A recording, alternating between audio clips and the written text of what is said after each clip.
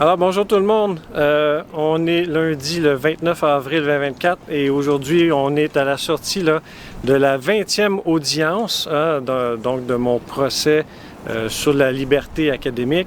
Encore aujourd'hui, un appui formidable, plus de 65 personnes se sont présentées pour une demi-journée d'audience en fait parce que ça a été quand même relativement court. C'était la fin du contre-interrogatoire de la témoin Lucie Lamarche. Donc, les audiences se poursuivent demain, mardi le 30 avril, et le jeudi 2 mai. Donc, les prochains témoins à comparaître seront les professeurs Bryn Williams-Jones et le professeur Marc-André Gagnon, donc qui s'inscrivent là, dans la poursuite de la preuve syndicale. Donc, c'était la deuxième journée aujourd'hui. Et donc, ça se poursuit donc avec une semaine quand même assez chargée. Comme vous le savez ou vous l'avez vu passer, l'annonce de mon congédiement qui a été rendue publique le 25-26 avril, donc avec des articles dans les médias de masse, donc une annonce qui a mérité une couverture par les médias de masse. Donc je pense que oui, c'était important que le public soit informé de ma situation. Je suis quand même un professeur titulaire. J'étais un professeur titulaire à l'Université Laval avec 22 ans d'expérience, 20 ans d'expérience en ARN et 10 ans avec les nanoparticules lipidiques. Donc, j'estime que j'ai non seulement le droit de parler, mais j'ai le devoir de le faire.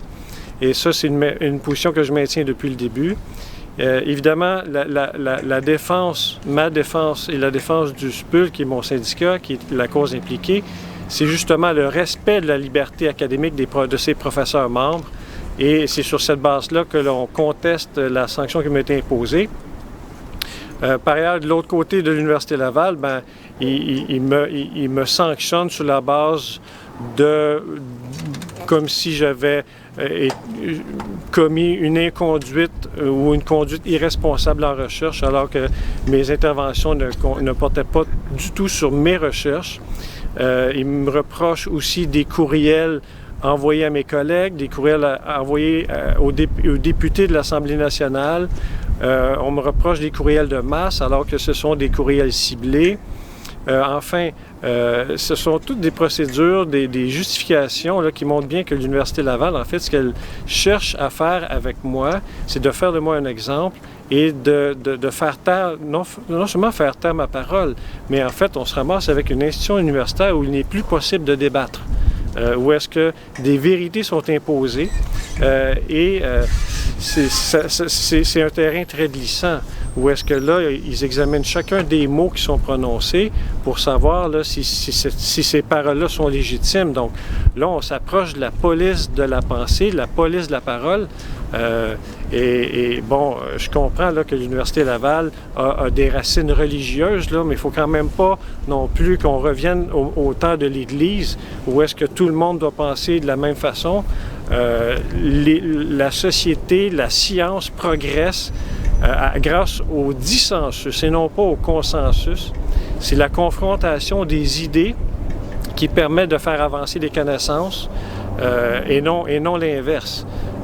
Donc, je vous invite à demeurer informé au sujet de ma situation. Si vous habitez à Québec, vous avez du temps à consacrer de venir assister aux audiences. C'est quand même, je dirais, un procès historique d'arbitrage avec une visibilité qui n'a jamais été donnée à un tel événement ou à de telles procédures là, qui durent depuis maintenant 13 mois.